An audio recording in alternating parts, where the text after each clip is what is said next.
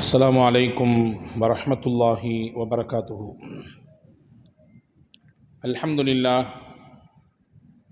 அல்ஹம்துலில்லாஹி ரப்பில் ஆலமீன் வனுஸல்லி வனுஸல்லிமு அலர் ரசூலில் கரீம் வஅலா ஆலிஹி வ அஸ்ஹாபிஹி அஜ்மஈன். அம்மா பஅத் ஃபகத் क़ால அல்லாஹு தஆலா ஃபில் குர்ஆனில் கரீம் வல் ஃபுர்கானில் ஹமீத். أعوذ بالله من الشيطان الرجيم بسم الله الرحمن الرحيم لعلك باخع نفسك على آثارهم إن لم يؤمنوا بهذا الحديث أسفا. وقال نبينا محمد رسول الله صلى الله عليه وسلم سئل أي الأعمال أحب إلى الله قال سرور تدخله على قلب مسلم. اللهم صل على سيدنا محمد وعلى آل سيدنا محمد وأنزله المقعد المقرب عندك يوم القيامة. எல்லாம் வல்ல அல்லாஹுவின் திருப்பெயரை போற்றி புகழ்ந்து அன்னலம் பெருமானார் முஹம்மதுன் ரசூலுல்லாஹ் ஸல்லல்லாஹு அலைஹி வஸல்லம் அவர்களை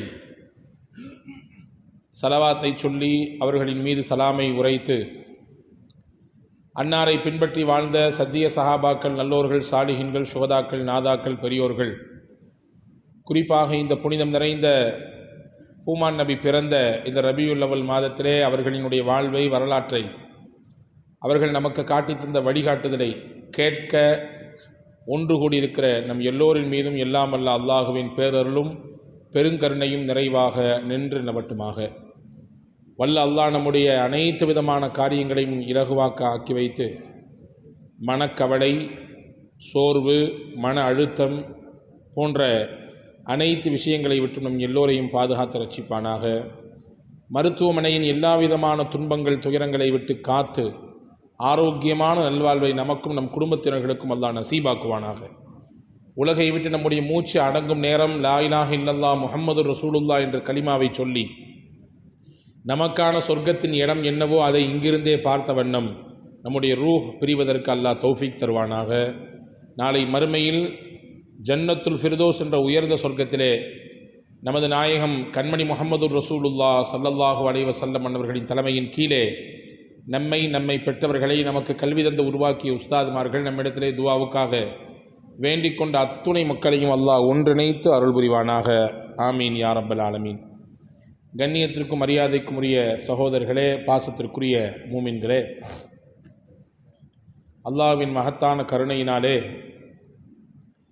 இந்த புண்ணியம் பூத்து குலங்கும் புனித ரபியுல் அவ்வல் மாதத்தில் பூமான் நபி ஸல்லல்லாஹு அலைஹி வஸல்லம் அன்னவர்களின் வாழ்க்கையை, அவர்கள் நமக்கு காட்டித்தந்த வழிகாட்டுதலை தொடர்ச்சியாக நாம் இந்த பாரம்பரியமிக்க இந்த அவையிலே, இந்த புனிதமிகு மஸ்ஜிதிலே கேட்டு வருகிறோம். அதனுடைய தொடரின் 9வது நாள் இன்று. மக்களுடன் மாநபி ஸல்லல்லாஹு அலைஹி வஸல்லம் என்கின்ற தலைப்பின் கீழே சில விஷயங்களை நாம் பார்க்க இருக்கிறோம். நபிகள் பெருமானார் ஸல்லல்லாஹு அலைஹி வஸல்லம் வாழ்ந்து இந்த உலகை விட்டு மறைந்து சுமார் 14 நூற்றாண்டுகள் கடந்து விட்டது. ஆனால் இன்னைக்கு வரை அசைக்க முடியாத ஆளுமை மிக்க ஒரு மகத்தான தலைவராக பெருமானார் ஸல்லல்லாஹு அலைஹி வஸல்லம் அவர்கள் இருக்கிறார்கள். அவர்களின் வரலாற்றை வாசிக்கிறவர்கள், அவர்களின் வரலாற்றுக்குள்ளே சென்று வெளியே வரக்கூடியவர்கள் மிகுந்த ஆச்சரியத்தோடும் பிரமிப்போடும் தான் வருகிறார்கள். உங்களுக்கு தெரியலாம் என்று நினைக்கிறேன்,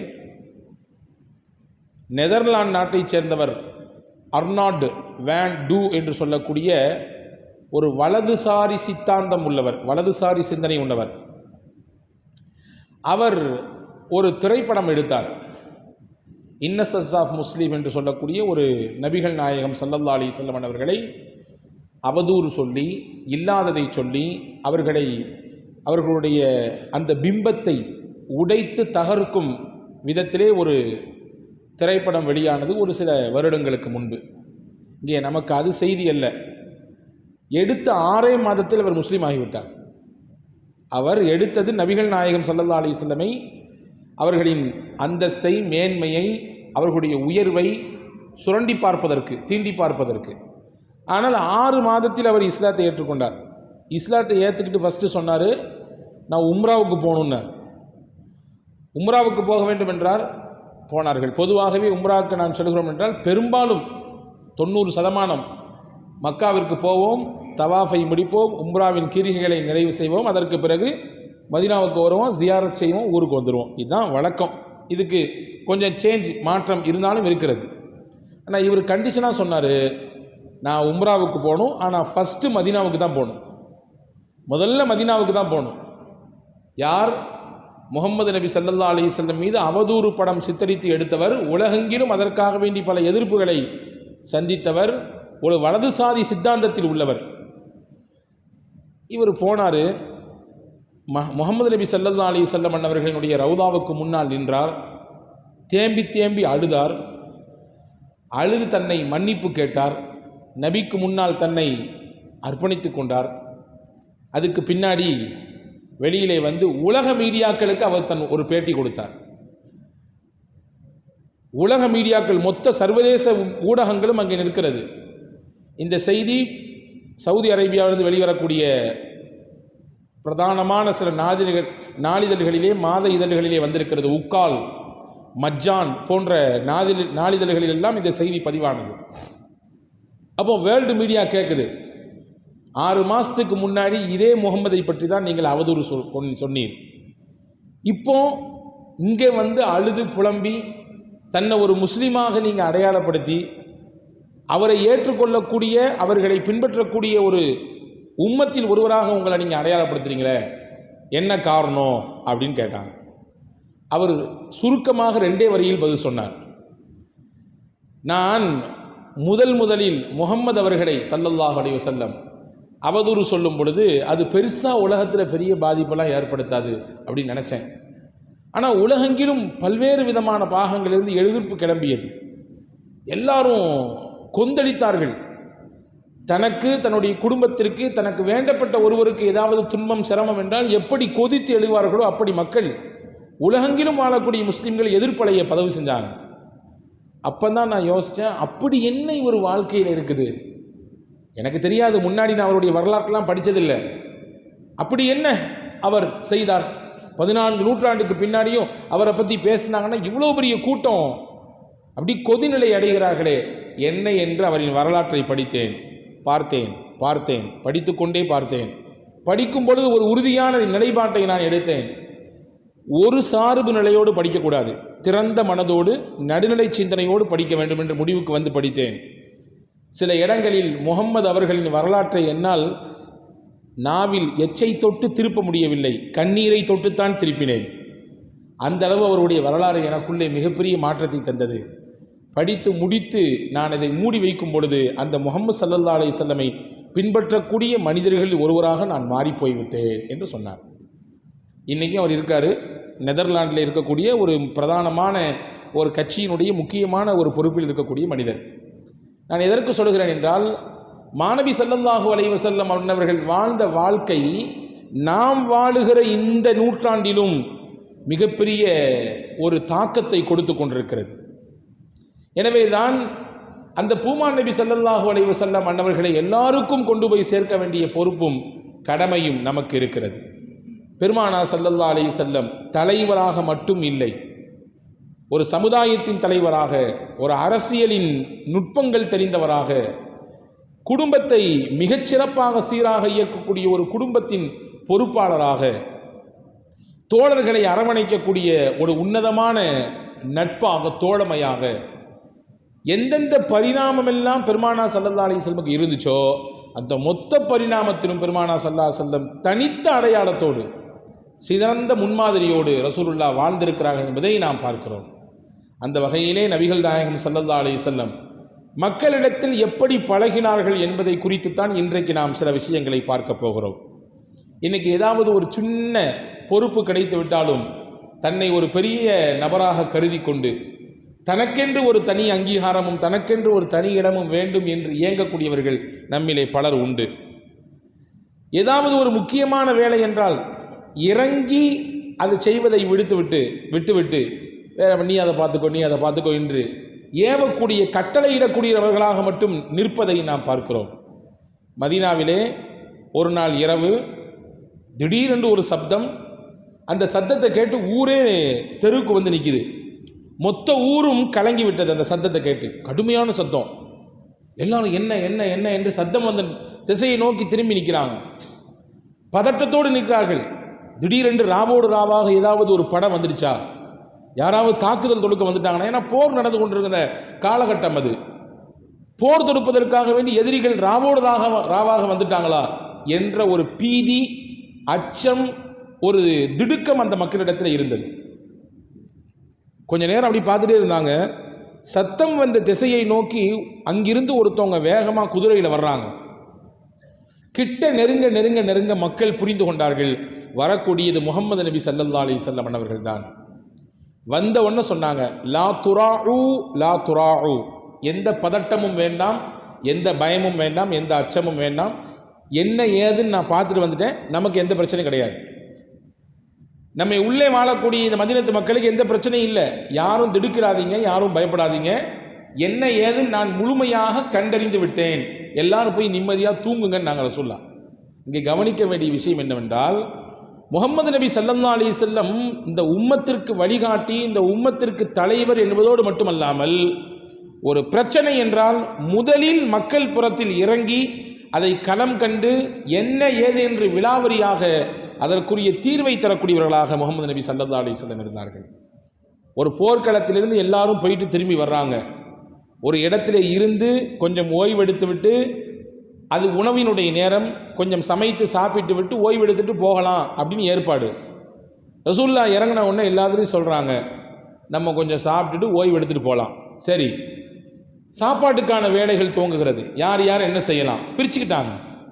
நான் தண்ணீர் கொண்டு வருகிறேன், நான் சாப்பாட்டுக்கான ஏற்பாட்டை நாங்கள் ஒரு டீமாக இறங்கி செய்கிறோம், நாங்கள் அதற்கான பொருட்களை எல்லாம் கொண்டு வந்து வைக்கிறோம். இப்படி ஒவ்வொருத்தரும் ஒவ்வொரு வேலையை ஷேர் பண்ணிக்கும் பொழுது ரசூலுல்லாஹ் சொன்னாங்க, அப்படின்னா நான் போய் விறகுகளை புறக்கிட்டு வரேன். நாங்கள் ரசூலுல்லாஹ், நான் போய் விறகுகளை எடுத்து வரேன். நாங்கள் சஹாபாக்கள் சொன்னாங்க, நபியே, உங்களை விறகுகளை தூக்குவதற்கு நாங்கள் விடமாட்டோம், நீங்கள் உட்காருங்கள், உங்களுக்கானதை கொண்டு வந்து தருகிறோம். அப்போ தான் ரசூலுல்லாஹ் சொன்னாங்க, சய்யிதுல் கௌமி ஹாதிமுஹும், ஒரு சமுதாயத்தின் தலைவர் என்றால் யார்? மக்களோடு அவர் நிற்பார், அந்த மக்களுக்கு சேவை செய்யக்கூடியவராக இருப்பார் என்றார்கள் பூமான் நபி ஸல்லல்லாஹு அலைஹி வஸல்லம். பொறுப்பு என்பது அலங்கரிக்கக்கூடியது அல்ல, சிம்மாசனத்தில் உட்கார்ந்து கட்டளையிடக்கூடியது அல்ல. அந்த பொறுப்பு மக்களுடைய மக்களாக இறங்கி அவர்களோடு இணைந்து செய்வதுதான். அதுதான் சிறந்த தலைவருக்கு அடையாளம், தலைமைத்துவத்துக்கு அடையாளம். எனவே நான் அப்படி இருக்கத்தான் விரும்புகிறேன் என்றார்கள் பூமான் நபி ஸல்லல்லாஹு அலைஹி வஸல்லம். அன்பு சகோதரர்களே, இன்றைக்கு முடியுமா? யதார்த்தத்தில் இது சாத்தியமா? அப்படி சாத்தியப்படுத்தக்கூடிய விஷயங்களை நாம் வாழ்க்கையில் பார்த்திருக்கிறோமா என்றால் எல்லாருக்கும் கேள்விதான் மிச்சமாக நிற்குது. ரசூலுல்லாஹ்வுடைய அந்த பாசறையில் வளர்ந்ததுனாலே சஹாபாக்களும் அப்படி தான் இருந்தாங்க. சையதுனா உமர் ரலியல்லாஹு பற்றி ஒரு செய்தி வருகிறது. உமர் ரலியல்லாஹுடைய ஆட்சி மகத்தான ஆட்சிங்க. கண்டிப்பாக நாம் வாழ்க்கையில் ஒவ்வொருவரும் வாசிக்க வேண்டிய, கேட்க வேண்டிய, உள்வாங்க வேண்டிய மகத்தான ஒரு ஆட்சி உமர் ரலியல்லாஹுடைய ஆட்சி. 12 கிட்டத்தட்ட 10.5 ஆண்டு காலங்கள் ஹஸரத் சையதுனா உமர் ரலியல்லாஹு ஆட்சி செஞ்சாங்க. ஹலீஃபாக்களுடைய ஆட்சியிலேயே உமர் ரலியல்லாஹுடைய ஆட்சி ரொம்ப டிஃப்ரெண்டாக இருந்துச்சு. முன்னேற்றமான பாதைக்கு நகர்ந்தது உமர் ரலியல்லாஹுடைய ஆட்சியில் தான். பல ராஜாங்கங்கள் உமர் ரலியல்லாஹுடைய ஆட்சியின் கீழே தான், இஸ்லாத்தின் கொடையின் கீழே நகர்ந்தது. பல போர்கள் நடந்தது. இஸ்லாத்தை மிக வேகமாக உலகத்தின் பல பாகங்களுக்கு கொண்டு சென்ற பெருமை, அந்த மகத்தான பாக்கியம் உமர் ரலியல்லாஹுக்கு அல்லாஹ் கொடுத்தான். உமர் ரலியல்லாஹு ஒரு நாள் ராத்திரி அப்படி நடந்து போய்கிட்டு இருக்காங்க. ஒரு வீட்டுக்குள்ளார சத்தம் கேட்குது. வெளியில் கணவர், அந்த வீட்டினுடைய ஆண், கையை பின்னாடி கிட்டிக்கிட்டு வேக வேகமாக அங்கிட்டு இங்கிட்டு அலைஞ்சிட்டு இருக்கிறார். ஏதோ ஒரு பதட்டம். உமர் ரலியல்லாஹு வர்றாங்க. ஹலீஃபா தோற்றத்தில் வரல, சராசரி ஒரு மனிதனுடைய தோற்றத்தில், எந்த அடையாளமும் இல்லாமல் வர்றாங்க. வந்தவங்க கேட்டாங்க, என்னங்க பிரச்சனை கேட்டாங்க. என் மனைவி பிரசவத்தில் வழியில் துடிச்சிக்கிட்டு இருக்குது, பிரசவம் பார்க்குறதுக்கு ஆள் இல்லை, என்ன செய்யுது ஏது செய்யுது தெரியாமல் கையை பிணைஞ்சிக்கிட்டு நான் நிற்கிறேன்னாங்க. உமர் ரலியல்லாஹு அன்ஹு ஜனாதிபதி. உடனே அங்கிருந்து அவற்றை சொல்லாமல் கொள்ளாமல் வேகமாக வீட்டுக்கு போனாங்க. தன்னுடைய துணைவியாரை கூப்பிட்டாங்க. கூப்பிட்டு நேர வேகமாக அந்த வீட்டுக்குள்ளே அனுப்பினார்கள். அந்த பெண்ணுக்கு பிரசவத்தினுடைய நேரம் நெருங்கிவிட்டது, நீங்கள் பிரசவம் பாருங்கள், அதற்கான ஏற்பாட்டை செய்யுங்க என்று தன்னுடைய மனைவியை உள்ளே அனுப்பிவிட்டு வெளியில் இருக்கக்கூடிய அந்த கணவனுக்கு ஆறுதலாக பக்கத்தில் நின்று ரொம்ப ஆறுதல் படுத்தி கொண்டு இருக்கிறான். தெரியாது இவருக்கு வந்தது உமர், ஜனாதிபதி உமர் வந்திருக்கிறார்னு தெரியாது. உள்ளே பிரசவம் பார்க்க சென்ற அந்த பெண்மணி ஜனாதிபதியினுடைய துணைவியார் என்பதும் தெரியாது. கொஞ்ச நேரம் கழிச்சு குழந்தை பிறந்துச்சு உள்ளார. அதற்கு உமர் ரலியல்லாஹுனுடைய மனைவி உள்ளேருந்து சத்தம் கொடுத்தாங்க, யா அமீர் அல் முஃமினீன், அமீர் அல் முஃமினீன் அவர்களே, ஜனாதிபதி அவர்களே, உங்கள் சகோதரருக்கு ஆண் குழந்தை பிறந்திருக்கிறது. அந்த வார்த்தையை கேட்டவுடனே தான் இவருக்கே தெரியும் நம்ம கூட நிற்கிறது அமீர் முஃமினா, ஜனாதிபதியா வந்து கூட நிற்கிறாங்க பிரசவம் பார்க்கறதுக்கு. நமக்கு ஆறுதலாக அவங்களா நிற்கிறாங்க. வீட்டில் நம்முடைய மனைவிக்கு பிரசவம் பார்த்த பெண்மணி ஜனாதிபதியினுடைய மனைவியா? ஆச்சரியப்பட்டார், நெக்குருகி போனார். அப்படியே உமர் ரலியல்லாஹுவை கட்டிப்பிடித்து கொண்டு அவர்கள் அல்லாஹ்விற்காக வேண்டி, நீங்கள் என்னை பொறுத்து கொள்ள வேண்டும், உங்களிடத்திலே ஆரம்பத்தில் முறை தவறி நடந்திருக்கிறேன், பேசியிருக்கிறேன் என்று சொன்ன பொழுது ஹஸரத் சையதுனா உமர் ரலியல்லாஹு அன்ஹு இப்போ அதெல்லாம் பேசாதீங்க என்று சமாதானப்படுத்தியதாக ஒரு வரலாற்று குறிப்பு இருக்கிறது. இப்போ மக்களோடு மக்களாக எப்படி நம்முடைய மேன்மக்கள் முஹம்மது ஸல்லல்லாஹு அலைஹி வஸல்லம் அன்னவர்களும் அவர்களுக்கு பின்னால் வாழ்ந்த நல்லோர்களும் வாழ்ந்திருக்கிறார்கள் என்பதை நாம் கவனப்படுத்த வேண்டும். அதுதான் மிகச்சிறந்த வாழ்க்கை என்பதை நல்லோர்கள் நமக்கு காண்பித்து தருகிறார்கள்.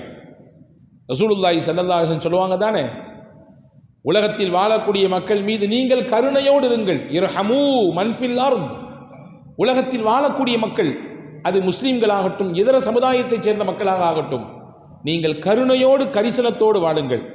யர்ஹமுக்கும் மன் ஃபிஸ் ஸமா, வானத்தில் இருக்கக்கூடிய அல்லாஹ் உங்களுக்கு கருணை காட்டுவான்.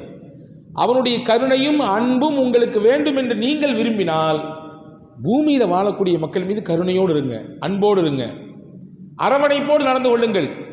சிடு சிடு என்று இருக்காதீர்கள் என்று ரசூலுல்லாஹி ஸல்லல்லாஹு அலைஹி வஸல்லம் தடுத்தார்கள். முகத்தை உர்ரென்று வைத்துக்கொண்டு யாரிடத்திலும் பழகாதீர்கள் என்று பெருமானார் ஸல்லல்லாஹு அலைஹி வஸல்லம் தடுத்தார்கள்.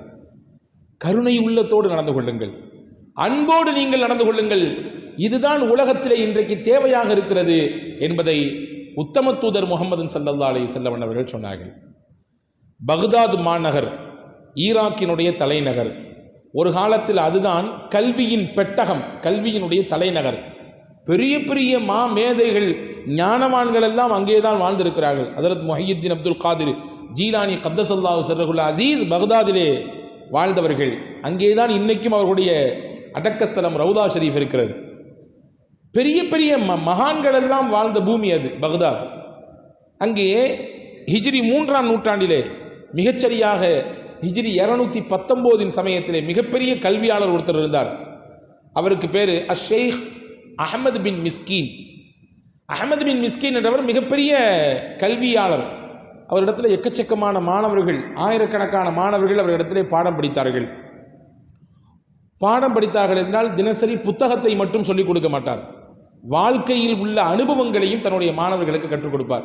ஆசிரியர்னா அப்படிதான் இருக்கணும், வெறும் புத்தகத்தில் உள்ள செய்தியை மட்டும் சொல்லக்கூடாது, வாழ்வியல் பாடங்களையும் சொல்லித்தர வேண்டும், அனுபவ பாடங்களையும் சொல்லித்தர வேண்டும். புத்தகங்களில் இருப்பது வெறுமின்ன விஷயங்களாக இருந்தால் வாழ்க்கையில் நாம் பற்றிருக்கக்கூடிய அனுபவங்கள் இருக்கிறதே மிகப்பெரிய ஒரு வழிகாட்டுதலை அவர்களுக்கு தரும்.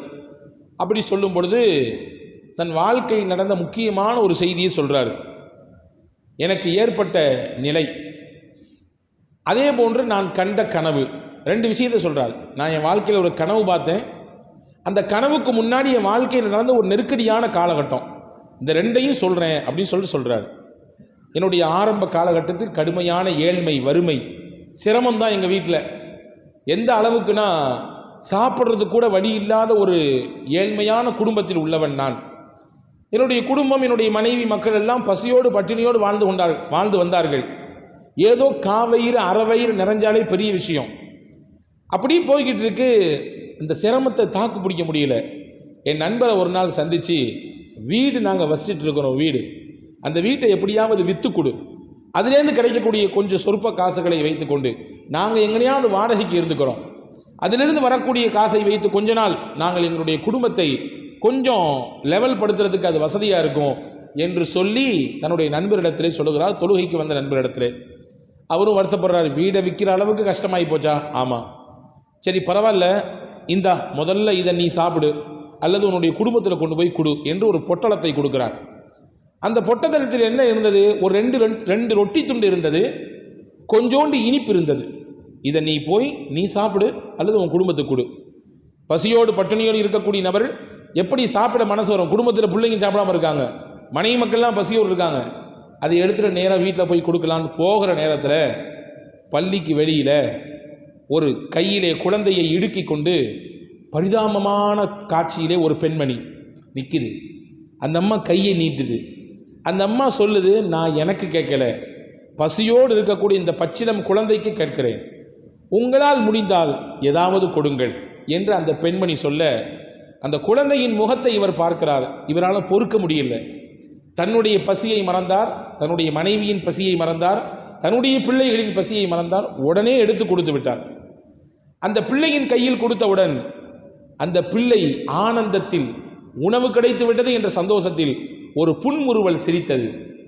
அந்த பெண்மணிக்கு நீண்ட நாள் கிடைக்காத ஒரு உணவு நமக்கு, நம் பிள்ளைக்கு கிடைத்து விட்டது என்ற ஆனந்தத்திலே கண்ணிலின் ஓர பகுதியிலே 2 சொட்டு கண்ணீர் வந்தது. இது ஆனந்த கண்ணீர். கொடுத்து விட்டு நடந்து போய்கிட்டே இருக்கிறார். போய்கொண்டே இருந்தவர் திடீரென்று இவருடைய பெயரை சொல்லி யாரோ அழைப்பதை போன்று தெரிகிறது. திரும்பி பார்க்குறாரு. தன்னுடைய ஃப்ரெண்டு யார்கிட்ட வீட்டை விற்கணும்னு சொன்னோமோ அவர் சத்தம் போட்டு கூப்பிட்றாரு, அஹமத் அஹமத் அஹமத். என்னங்க ஆள் பார்த்துட்டீங்களா, வீடை வித்துடலாமா அப்படின்னு கேட்டார் இவர்.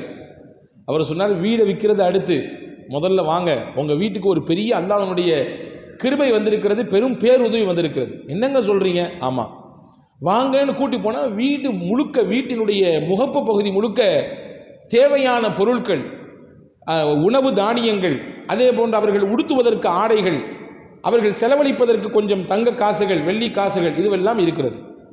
யார் கொண்டு வந்தா இதை? இவ்வளவு இருக்குது அப்படின்னு ஆச்சரியத்தோடு கேட்குறாரு. அந்த பக்கத்தில் ஒரு மனிதர் இருந்தான். நான் தான் கொண்டு வந்தேன், உங்களை நான் முன்ன பின்ன பார்த்ததே இல்லையே, நீங்கள் எனக்கு பர்டிகுலராக இவ்வளோ பெரிய உதவி செய்யணும் அப்படின்னு கேட்கும்போது அவர் சொன்னார், உங்கள் தகப்பனார் நான் கஷ்டப்படுற சமயத்தில் எனக்கு ஹெல்ப் பண்ணார், உங்கள் தகப்பனார் நான் சிரமப்படுற சமயத்தில் எனக்கு ஹெல்ப் பண்ணார், அவருக்கு எப்படியாவது பிரதி உபகாரம் செய்யணும்னு நினச்சி என்னுடைய தொழிலில் கொஞ்சம் அவர் கொடுத்த காசை போட்டேன். அது ரெண்டு மடங்காக 4 மடங்காக வளர்ந்து கொண்டே இருந்தது. திருப்பி வந்து கொடுக்கணும்னு நினைப்பேன், ஆனால் ரொம்ப பிஸி ஷெட்யூல்டு என்னுடைய லைஃப் போயிட்டு இருந்ததுனால உங்களுடைய அந்த லாபம் மட்டும் வளர்ந்துக்கிட்டே இருந்துச்சு. இன்னைக்கு தான் எனக்கு நேரம் கிடச்சிது, உங்களுக்கானதை கொண்டு வந்து சேர்க்க வேண்டும் என்று வந்து நினைத்தேன். ஆனால் உங்கள் அப்பா இல்லை, அப்பா இல்லாட்டி பரவாயில்ல, அப்பாவுடைய ஸ்தானத்தில் நீங்கள் இருக்கிறீங்க, இது உங்களுக்குத்தான், உங்களுக்கானது அல்லாஹ் கொடுத்தது என்று சொல்லிவிட்டு போய்விட்டார்.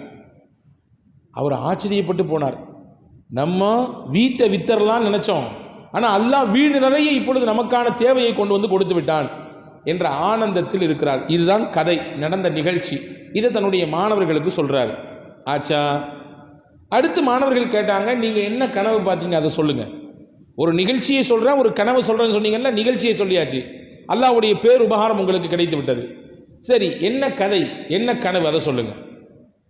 நான் ஒரு நாள் தூங்கி கொண்டிருந்தேன். நான் ஆரம்பத்தில் உங்களுக்கு சொல்லியிருக்கிறேன் இந்த தொடரிலே, கனவு என்பது சாதாரணமான விஷயம் அல்ல, அது இறைபுறத்திலிருந்து வரக்கூடிய முன்னறிவிப்புகளில் ஒன்று, நுபுவத்தினுடைய ஒரு பங்கு அது கனவு. அவர் சொல்லுகிறார், நான் உறக்கத்தில் தூங்கி கொண்டிருக்கும் பொழுது மறுமை ஏற்பட்டு விட்டதாக கனவு பார்த்தேன். மறுமையில் எல்லாரும் தங்களுடைய நன்மை தீமைகளை எல்லாம் நெருக்கக்கூடிய தராசிலே முன்னால் கொண்டு வந்து நிற்கப்படுகிறார்கள். அந்த வரிசையிலே நானும் வந்தேன். என்னுடைய நன்மையும் தீமையும் நெருக்கப்பட்டது. நன்மையின் தட்டு கனத்தால் நிறைய இருந்துச்சு, நன்மை தட்டு. எனக்கான சந்தோஷம், நம்ம இன்னைக்கு ஜெயிச்சிட்டோம். நன்மையின் தட்டு கனத்து போனது. நிறைய தொழுகை இருக்கு, நிறைய நோன்பு இருக்கு, நிறைய ஜக்காத் இருக்கு, நிறைய இபாதத் இருக்குது, நம்ம இன்னைக்கு ஜெயிச்சிட்டோம் அப்படின்னு நினைச்சிட்டு இருக்கும் போதே தீமையின் தட்டை பார்த்தேன். அந்த தீமையின் தட்டில் புழுவை போன்று ஏதோ ஒன்று அப்படியே துடித்து கொண்டே இருந்தது. நேரம் ஆக ஆக அந்த புழு பெரிதாகி கொண்டே இருக்கிறது. பெரிதாக தீமையின் தட்டின் கனம் இறங்கிக் கொண்டே இருக்கிறது. எனக்கு பயம். புழு என்ன புழு அது? எதற்கு பெரிதாகிறது? அதுதான் உலகத்தில் நான் வாழ்ந்த காலத்தில் அடித்த பெருமை, நான் கொண்ட பொறாமை, என் அமலிலே பிறருக்கு காட்ட வேண்டும் என்பதற்காக வேண்டி செய்த உஜுபு, தற்பெருமை, இது போன்ற விஷயங்களுக்கெல்லாம் அல்லாஹ் உருவம் கொடுத்தான். அது நான் செய்த நன்மைகளை விட தீமைகளை அப்படியே பெரிதாக்கி கொண்டே இருந்தது. ஒரு கட்டத்தில் நன்மைகள் குறைந்து தீமையின் தட்டு கனத்தால் தாழ்ந்து விட்டது. நான் பதறிப்போய் நின்றேன். யாரிடத்தில் போய் உதவி கேட்பது? உலகத்தில் ஒருவரிடத்திலே உதவி வேண்டும் என்றால் வாய்விட்டு கேட்டு விடலாம். நட்பு, உறவு, சொந்தம், பந்தம், தெரிந்தவர், யாரிடத்திலாவது நாம் உதவியை கேட்டு விடலாம். அல்ல, அந்த நாளில் யாரிடத்தில் கேட்பது உதவி? யார் அல்லாஹ்விடத்திலே சவாரி செய்ய முடியும்? யார் சிபாரி செய்ய முடியும்? யாரிடத்திலே போய் உதவி கேட்க முடியும்? அல்லாஹ் சொல்கிறானே. அந்த நேரத்தில் எனக்கான பயம். நெருக்கக்கூடிய அந்த நபர்களிலே, அந்த மலக்குகளிலே ஒருவர் சொன்னார், நன்மையே இல்லையா இவர்கிட்ட? நன்மையே இல்லையா? வேற இல்லையா? ஏதாவது கொண்டு நிரப்பி நன்மையின் தட்டை கணக்க செய்ய வேண்டுமே. நல்லா தேடி பாருங்க என்று அறிவுறுத்தப்பட்டது. தேடி பார்த்ததிலே கடைசியிலே ஒரு பொட்டலத்தை தூக்கி வைத்தார்கள். அதுதான் ரொட்டி பொட்டலம். அவர் அந்த ஏழை பெண்மணிக்கு கொடுத்தாரே, அந்த பொட்டலத்தை தூக்கி வைத்தார்கள். இப்பொழுது நன்மையின் தராசு தட்டு கொஞ்சம் கனத்தால் இறங்குகிறது. கொஞ்ச நேரம் கழிந்தது. இது பத்தாது, இன்னும் இவர் ஜெயிக்க வேண்டும் என்றால் இன்னும் சில நன்மைகள் வேண்டும். வேற என்ன இருக்கிறது பாருங்கள். 2 சொட்டு கண்ணீர் இருக்கிறது. அந்த பெண்மணி அழுத கண்ணீர், ஆனந்தத்தில் வந்த கண்ணீர். ஆம், அதையும் தூக்கி வையுங்கள். வைக்கப்பட்டது. இன்னும் கொஞ்சம் கனத்தால் தாழ்ந்தது. மறுபடியும் கேட்டார்கள், இன்னும் இல்லையா? நிரப்பமா இல்லையா? இன்னும் ஒரு சிரிப்பு இருக்கிறது, அந்த குழந்தையின் புன் சிரிப்பு. கொண்டு வாங்க, அதற்கும் உருவம் கொடுங்கள், வையுங்கள் என்று வைக்கப்பட்டது. மொத்தமாக தட்டு கனத்தால் தாழ்ந்தது. நன்மையின் தட்டு கனத்தால் கூடிவிட்டது. தீமையிலிருந்து இவர் பாதுகாக்கப்பட்டு விட்டார். இவர் சொர்க்கத்திற்குரியவராக மாறிப்போனார் என்ற செய்தி சொல்லப்பட்டது. கனவு முடிந்து போனது. இதெல்லாம் கனவு, இது நான் பார்த்த கனவு என்று சொல்லிவிட்டு தன் மாணவர்களுக்கு சொன்னார், நாம் எப்பொழுதோ வாழ்க்கையிலே ஏதோ ஒரு கட்டத்தில் யாருக்கோ நாம் கருணையோடு அன்போடு நடந்து கொள்ளக்கூடிய சில விஷயங்கள் தான் நம்மை உலகத்திலும் பாதுகாக்கும், நாளை மறுமையிலும் அல்லாஹ்வுடைய சன்னிதானத்திலே நம்முடைய நன்மை தீமைகள் அளக்கப்படக்கூடிய அந்த நாளிலே நம்மை மீட்டெடுக்கும், பாதுகாக்கும் என்று தன் மாணவர்களுக்கு அனுபவ பாடத்தை சொன்னார். அன்பு சகோதரர்களே, இங்கே எது ஜெயித்திருக்கிறது என்றால் அன்புதான் ஜெயித்திருக்கிறது, கருணை தான் ஜெயித்திருக்கிறது. அவருக்கு ஏற்பட்ட அந்த கரிசனம், அவருக்கு ஏற்பட்ட அந்த கருணை, இதுதான் அல்லாஹுவினால் முன்கூட்டியே காண்பிக்கப்படுகிறது. உனக்கு இதன் மூலம் எவ்வளவு பெரிய பலன் இருக்கிறது. இதனால் உனக்கு தேவை, உன் குடும்பத்துக்கு தேவை, உன் பிள்ளைகளுக்கு தேவை என்று இருக்கும் பொழுதும் கூட அடுத்தவரை நீ தேர்வு செய்தாய் அல்லவா, அதற்காக வேண்டி அல்லாஹ் உனக்கு கொடுக்கக்கூடிய அந்தஸ்தை முன்கூட்டியே காண்பித்து விட்டான் என்று பூமான் நபி ஸல்லல்லாஹு அலைஹி வஸல்லம் அவர்களுடைய அந்த வரலாற்றில் வாயிலாக நாம் இதை தெரிந்து கொள்கிறோம். நல்லோர்களின் வாழ்க்கையிலே நாம் படித்து உணர்ந்து கொள்கிறோம். எனவே தான் நான் ஆரம்பத்தில் சொன்னேன், அன்பை மக்களிடத்தில் கொடுக்க வேண்டும், கருணையை காட்ட வேண்டும். பெருமானார் ஸல்லல்லாஹு அலைஹி வஸல்லம் அவர்கள் அதை தான் காண்பித்தார்கள். அப்படியான ஒரு சிறப்புமிக்க வாழ்க்கையை தான் நபிகள் நாயகம் ஸல்லல்லாஹு அலைஹி வஸல்லம் வாழ்ந்திருக்கிறார்கள் என்பதாக நாம் பார்க்கிறோம். ரசூலுல்லாஹ்விடத்திலே வரக்கூடியவர்களுக்கெல்லாம் ரசூலுல்லாஹ் நடந்து கொண்ட நிலை அன்பை தான் கொடுத்தார்கள். கிராமத்திலிருந்து ஒருத்தர் வருவாருங்க, அவருக்கு பேர் ஜாஹிர் பின் ஹராம். ஒரு கிராமத்து மனிதர், ஒரு விவசாயி. நம்ம பாஷையில் சொல்கிறதா இருந்தால் வெள்ளந்தியான மனிதர், கள்ளம் கபடம் இல்லாதவர். வருவார், நேர ரசூலுல்லாஹ் வீட்டில் வந்து ஏதாவது தன்னுடைய கிராமத்தில் கிடைச்ச விவசாய பொருட்களை கொடுத்துட்டு போயிடுவார். அப்படி ஒரு நாள் வந்தார். ஸல்லல்லாஹு அலைஹி வஸல்லம் வீட்டில் இல்லை, மனைவியிட துணைவியார்கள் தான் இருந்தாங்க. கொடுத்துட்டு ஜாஹிர் வந்தேன், இதை கொடுத்தேன் அப்படின்னு ரசூலுல்லாஹ்ட்ட சொல்லிடுங்க அப்படின்னு சொல்லிட்டு வேக வேகமாக போயிட்டார். ரசூலுல்லாஹ் வெளியேந்து வந்தாங்க. மனைவிமார்கள் சொன்னாங்க, இந்த மாதிரி வந்து உங்களுக்கு வெளியூரில் இருந்து ஜாஹிர்னு ஒருத்தர் வந்தார், இந்த அன்பளிப்புலாம் கொடுத்தாரு. எங்கே போனார்னு ரசூலுல்லாஹ் கேட்டாங்க. அவர் கடைவீதிக்கு போகிறார் போல தெரியுது வியாபாரம் பண்ணுறதுக்குன்னு ரசூலுல்லாஹ் இடத்துல சொன்ன உடனே ஸல்லல்லாஹு அலைஹி வஸல்லம் வீட்டுக்கு கூட போல நேராக கடைவீதிக்கு போயிட்டாங்க. கடைவீதியிலே போனால் ஜாஹிர் பின் ஹராம் தான் கொண்டு வந்த உற்பத்தி செய்த பொருட்களை எல்லாம் முன்னாடி விரித்து வச்சுட்டு சத்தம் போட்டு கூவி கூவி மக்களை அழைத்து விற்பனை செய்து கொண்டிருக்கிறார். அவர் இயற்கையில் ஒரு கருப்பினத்தைச் சேர்ந்தவர், ஒரு நீக்ரோ அடிமை. அவர் மக்களால், சராசரி மக்களால், அதாவது முஸ்லீம் அல்லாத பிற மக்களால் ஓரம் கட்டப்பட்டவர், நிறத்தை கொண்டு அவர் ஒதுக்கி வைக்கப்பட்டவர். ஆனால் ஸல்லல்லாஹு அலைஹி வஸல்லம் அவர்கள் நேராக போனாங்க. அவர் விற்பனை செஞ்சுட்டு இருக்காரு. பின்னாடியோடி போனாங்க. போய் அவருடைய 2 அக்களுக்கு இடையில கையை விட்டு கண்ணை பொத்திக்கிட்டாங்க. பொத்தி இப்படி ஒரு தூக்குனாங்க. ஜாஹிர் பின் ஹராம் அப்படி தூக்குனாங்க. தூக்கிட்டு சொன்னாங்க, மையஸ்தரி ஹாதல் அப்த, இந்த அடிமையை என்னிடத்திலிருந்து யார் வாங்கிக்கிறா? இந்த சந்தையில் நான் விற்பனை செய்ய போகிறேன், இவரை யார் என்கிட்ட இருந்து வாங்குறா அப்படின்னு கேட்டாங்க. அவருக்கு தெரிஞ்சு போச்சு பின்னாடி வந்து நிற்கிறது முகமது நபி ஸல்லல்லாஹு அலைஹி வஸல்லம் தான் அப்படின்னு சொல்லி. ஏன்னா நபியின் திருமேனியிலிருந்து இயற்கையாகவே அல்லாஹ் ஒரு நறுமணத்தை கமலச் செய்தான். அவருக்கு புரிஞ்சிடுச்சு நம்மளை தூக்கி இருக்கிறது ரசூல்லா தான் சொல்லி, நல்ல நெஞ்சோடு நபியினுடைய நெஞ்சோடு தன்னுடைய முதுகை ஒட்டி கொண்டார். ஒட்டி கொண்டு சொன்னாரு, யா ரசூலுல்லாஹ், என்னையை நீங்கள் விற்றீங்கன்னா நான் ஒரு செல்லா காசு, என்னை யாரும் அதிகமாக காசு கொடுத்துலாம் வாங்க மாட்டாங்க, நான் ஒரு கருப்பிடத்தை சேர்ந்த ஒரு அடிமை, நான் என்னை யார் பெருசாக காசு கொடுத்து வாங்கிட போறா, நான் ஒரு செல்லா காசு என்று அவர் சொன்னார். ஹஜ்ரத் ரசூலுல்லாஹி ஸல்லல்லாஹு அலைஹி வஸல்லம் உடனே சொன்னாங்க ஸாஹிரிடத்திலே, இதன் லைஸ இந்தல்லாஹி பிகாசித், மக்களின் யாரோ சிலருடைய பார்வையிலே நீ செல்லா காசாக இருக்கலாம், ஆனால் அல்லாஹ்வுடைய பார்வையில் நீ அப்படிப்பட்ட ஆள் கிடையாது, உனக்கு பெரிய அந்தஸ்து இருக்கு அல்லாஹ்விடத்திலே. ஸல்லல்லாஹு அலைஹி வஸல்லமுடைய அந்த கருணையை பாருங்கள், அன்பை பாருங்கள். பிற்படுத்தப்பட்டவர்கள், ஒதுக்கி வைக்கப்பட்டவர்கள் என்று சமூகம் யாரை தள்ளி வைத்திருந்ததோ அவர்களையும் கூட அரவணைத்து அவர்களிடத்திலே அன்போடு கரிசனத்தோடு கருணையோடு பெருமானார் ஸல்லல்லாஹு அலைஹி வஸல்லம் நடந்து கொண்டார்கள் என்பதை நாம் பார்க்கிறோம். எனவே தான் ஸல்லல்லாஹு அலைஹி வஸல்லமுடைய வாழ்க்கையில் நிறைய நகைச்சுவையான நிகழ்ச்சிகள் இருக்கிறது. பெருமானார் எப்படி எப்படி எல்லாம் சஹாபாக்களோடு அந்த கருணையோடு நடந்தார்கள், எப்படி எப்படி எல்லாம் அன்போடு நடந்தார்கள் என்பதற்கு நுஐமான் அப்படின்னு சொல்லி ஒரு சஹாபி இருந்தார். சொல்லப்போனால் அவர் ஒரு நவரச நாயகர், அவர் வந்தாலே சிரிப்பு காட்டுவார், அப்படியான ஒரு சஹாபி. அவர் ரசூலுல்லாவை சந்திக்கிறதுக்கு கிராமத்திலேருந்து ஒருத்தர் வந்தார். அவர் ஒட்டகத்தில் வந்தார், ஒட்டகத்தை கட்டி போட்டு ரசூலுல்லாவை சந்திக்க போனார். இந்த கேப்பில் இந்த நுஐமானும் மஸ்ஜித் நபவிக்கு வந்தார். சுற்றி இருந்த சில தோழர்கள் நுஐமான சொன்னாங்க, சாப்பிட்டு ரொம்ப நாள் ஆச்சு, அதுவும் ஒட்டகக்கறி சாப்பிட்டு ரொம்ப நாள் ஆச்சு, ஒரு ஒட்டகம் வந்திருக்கு, அறுத்துருவோமா அப்படின்னு கேட்டாங்க. நுஐமான் சொன்னார், என்னையை மாட்டி விட போகிறீங்களா? இல்லை இல்லை, தூக்கிடுவோம், நீ செஞ்சால் ரசூல்லா விட்டுருவாங்க, அதற்குரிய கிரயத்தை ரசூல்லா கொடுத்துருவாங்க, அது பெரிய கவலை இல்லை, கஷ்டம் இல்லை, செஞ்சிடலாம் என்று அவரை உசுப்பேத்தினாங்க. சரி ரசூல்லா செஞ்சிருவாங்கன்ற எண்ணத்தில் நுஐமான் அந்த ஒட்டகத்தை அறுத்து விட்டார். அடுத்து இறைச்சி எல்லாம் பங்கிடக்கூடிய இடத்துக்கு கொண்டு போகப்பட்டு விட்டது. பேச்சுவார்த்தைலாம் முடிஞ்சு அந்த கிராமத்து மனிதர் வெளியே வந்து பார்க்குறாரு, ஒட்டகத்தை காணோம். ஒட்டகத்தை காணோம் தேடுறாரு, பார்த்தா அறுத்து அங்கே வெட்டப்பட்டு கொண்டிருக்கிறது. பதறி அடித்து உளுந்து ரசூல்லாட்ட வர்றாரு, யார் ரசூலல்லாஹ், என்னுடைய ஒட்டகத்தை அறுத்துட்டாங்க, நான் பயணப்படுறதுக்கு என்கிட்ட ஒன்றும் இல்லையே, இப்போ யார் அறுத்தா என்ன அறுத்தா ஒன்றும் தெரியலையே என்று இவர் பதறாரு. இங்கே அறுத்துக்கிட்டு இருக்கவங்க புரிஞ்சுட்டாங்க, ஆகா விவகாரம் வித்தியாசமாக ஆகிப்போச்சு. இப்போ நுஐமான் தான் அறுத்தாரு. அவர் சொன்னார், என்னை யாரும் சொல்லி கொடுத்துடாதீங்க, நான் போய் ஒளிஞ்சுக்கிறேன்னு சொல்லி ஓடி போயிட்டார். போனவர் லுபா என்று சொல்லக்கூடிய ஒரு பெண்மணியினுடைய வீட்டில் போய், அங்கே ஒரு பெரிய குழி இருந்துச்சு, அந்த குழியில் போய் உள்ளே உட்காந்துக்கிட்டாரு. மேலே பேரிச்ச மரத்தினுடைய ஓலைகள் மட்டைகள் அதையெல்லாம் போட்டு அந்த குழியை மறைச்சிட்டாரு, யாரும் பார்க்கக்கூடாதுன்றதுக்காக வேண்டி. ரசூல்லா வெளியே வந்தாங்க, என்னப்பா ஏதுப்பா, ஏன்பா இவர் பதறாரு, என்னாச்சு விஷயம்? உடனே சஹாபாக்கள் சொன்னாங்க, யாரும் சொல்லலாம், அவருடைய ஒட்டகத்தை அறுத்துட்டோம்.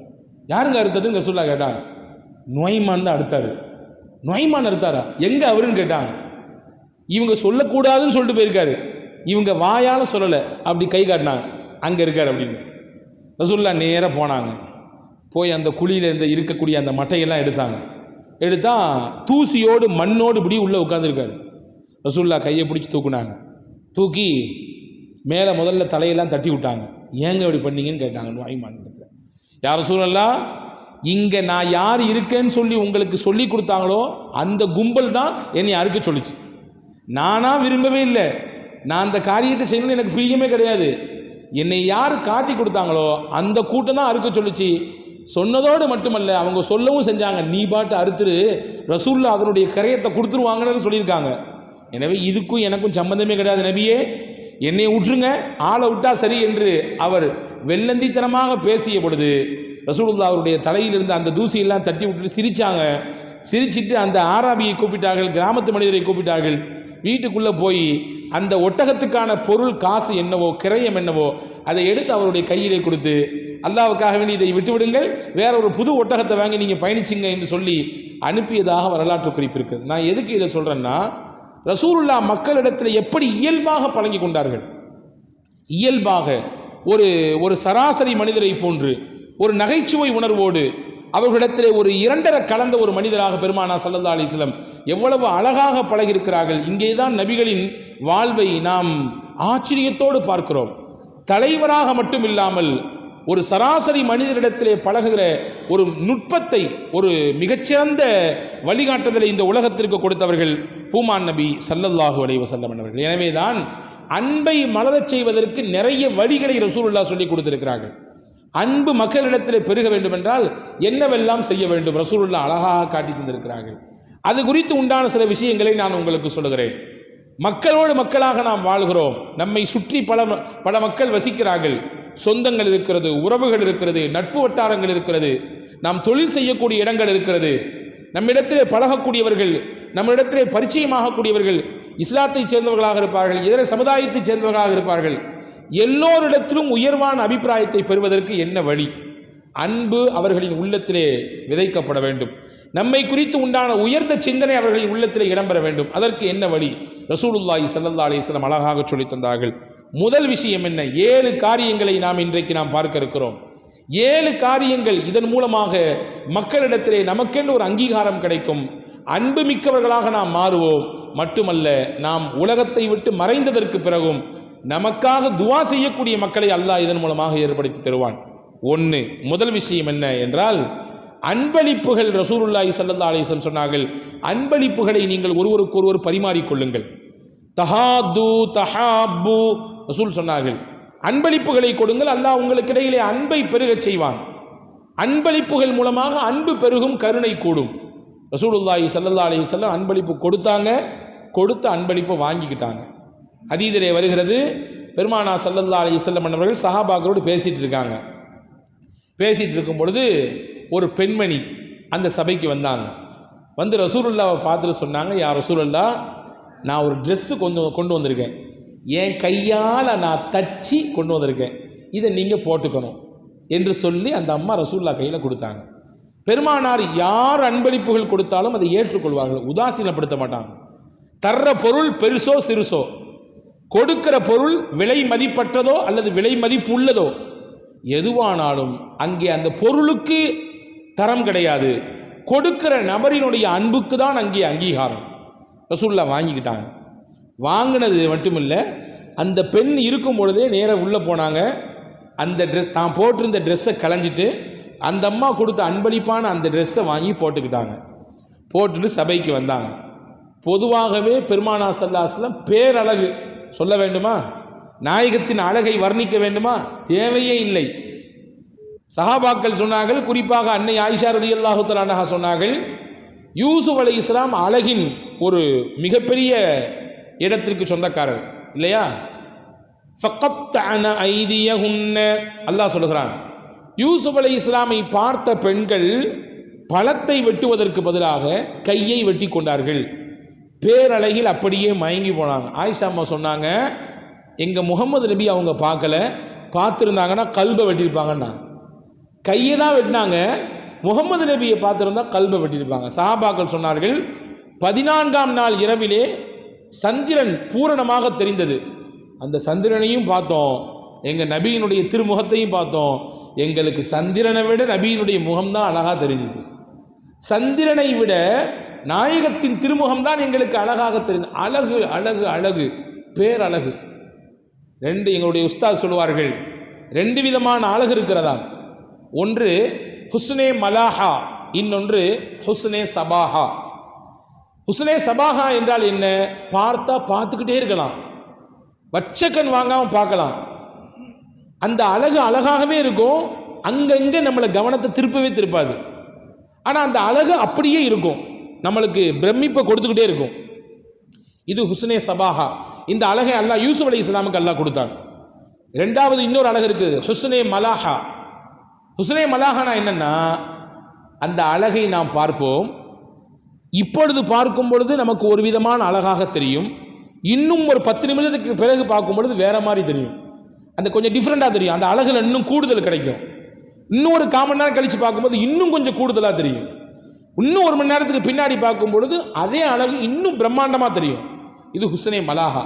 இந்த அழகை அல்லாஹ் முகமது நபி கொடுத்தான். முகமது நபியை ஒவ்வொரு நிமிடமும் வேற வேற ஆங்கிள் அல்லாஹ் அழகாக காட்டிவான். எனவே தான் சஹாபாக்கள் சொன்னாங்க, ரசூலுல்லாவினுடைய மூக்கை பார்த்தால் பார்த்து கொண்டே இருக்கலாம், அவர்களின் கண்ணை பார்த்தால் பார்த்து கொண்டே இருக்கலாம், அவர்களின் புருவத்தை பார்த்தால் பார்த்து கொண்டே இருக்கலாம்.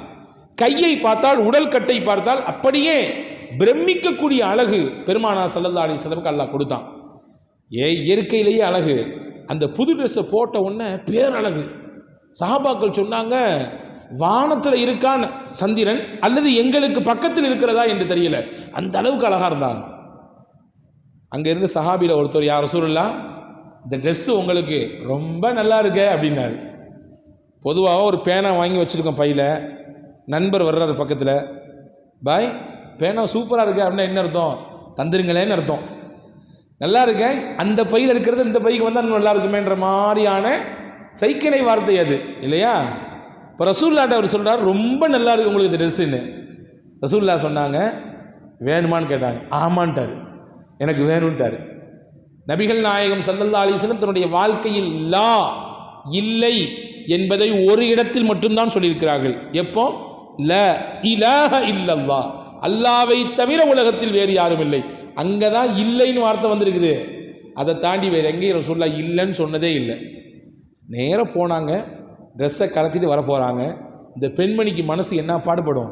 அவங்க சொன்னாங்க, நபி போட்டுக்கட்டும், இதே துணியில் அழகாக ஒரு ட்ரெஸ்ஸை தச்சு உங்களுக்கு நான் தர்றேன். இவர் அடம்பிடிக்கிறார், எனக்கு அதுதான் வேணும், எனக்கு அந்த ட்ரெஸ் தான் வேணும்.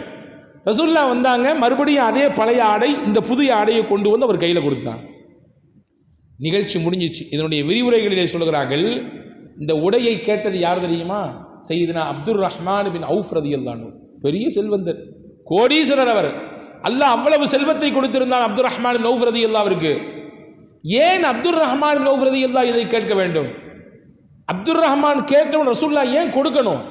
உங்களுக்கு அல்லாஹ் கொடுத்துருக்காங்க, நீங்கள் ஏன் கேட்குறீங்க? வேற யாருக்காவது சூஸ் பண்ணிக்கலாமே, வேற யாராவது கேட்கலாமே அப்படின்னு கூட ரசூலுல்லாஹ் சொல்லலை. உடனே ரசூலுல்லாஹ் கொடுத்தார்கள். ஏன் கொடுத்தார்கள் தெரியுமா? அவர் சொல்கிறார், நான் ஏன் கேட்டேன் தெரியுமா? நான் அந்த உலகத்தை விட்டு மௌத்தாகும் பொழுது ரசூலுல்லாஹ்வுடைய மேனியில் பட்ட அந்த புத்தாடை எனக்கான கபரு ஆடையாக இருக்க வேண்டும், கஃனின் ஆடையாக இருக்க வேண்டும். ரசூலுல்லாஹ்வின் மேனியில் பட்ட ஆடை என் மேனியோடு ஒட்டி இருந்தால் அல்லாஹ் அதன் மூலமாவது என்னுடைய கபரு வேதனையை லேசாக்கிடுவான் அப்படின்னு நாங்கள் சையதுனா அப்துர் ரஹ்மான் கௌஃப் ரலியல்லாஹு வரலாற்றில் சொல்கிறாங்க. அதே மாதிரி அப்துர் ரஹ்மான் கௌஃப் ரலியல்லாஹு வஃபாத் ஆகும் பொழுது அவருக்கு கஃனாக உடுக்கப்பட்டது ரசூலுல்லாஹ் கொடுத்த அந்த அன்பளிப்பான ஆடை தான். நான் இங்கே சொல்ல வரக்கூடிய செய்தி, ரசூலுல்லாஹ் அன்பளிப்பை வாங்கிக்கிட்டாங்க, அன்பளிப்புகள் கொடுக்கவும் செஞ்சாங்க. அன்பளிப்புகள் உள்ளங்களை விசாலப்படுத்தும், அன்பளிப்புகள் அன்பை இன்னும் பலப்படுத்தும், கூட்டித்தரும். எனவே அன்பு பெருகுவதற்கு முதல் வழி அன்பளிப்பு கொடுங்கள். இரண்டாவது முக்கியமான விஷயம், ஒருவருக்கொருவர் சலாமை அதிகமாக சொல்லுங்கள். ரசூலுல்லாஹி ஸல்லல்லாஹு அலைஹி வஸல்லம் சொன்னார், அலா அதுல்லுக்கும் அலா ஷைஇன் இதா ஃபஅல்துமூஹு தஹாபப்தும். உங்களுக்கு நான் ஒரு காரியம் சொல்லி தரட்டுமா?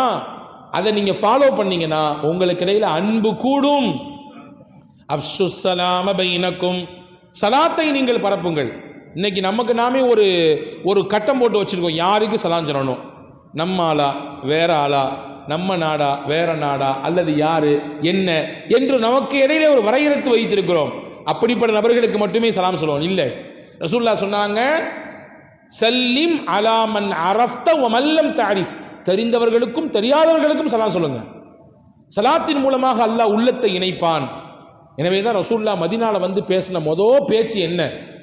அப்துல்லாஹ் இப்னு ஸலாம் ரலியல்லாஹு அன்ஹுடைய உள்ளத்தை புரட்டி போட்டது அந்த பேச்சு தான்.